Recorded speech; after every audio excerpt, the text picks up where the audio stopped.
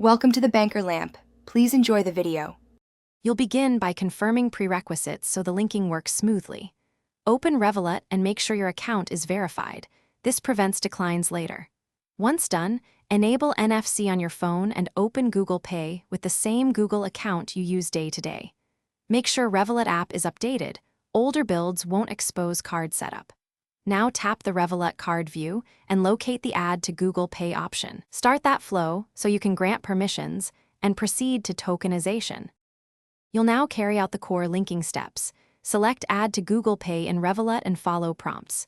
When asked, grant required permissions so the apps can exchange tokens. This enables contactless payments. Revolut will create a virtual card and initiate verification. Expect an SMS code or an in-app challenge. Enter it promptly. Once Revolut confirms, Google Pay receives a tokenized card. This tokenization is why your real card number stays private, improving security. Complete setup by opening Google Pay settings and selecting your Revolut card as the default for contactless payments. This saves you from choosing each time. Then validate by tapping for a low-value purchase so you see payment successful. If it fails, make sure NFC is on and airplane mode is off.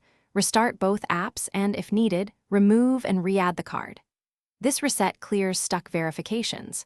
If problems persist, contact Revolut support. There may be account-specific restrictions preventing tokenization.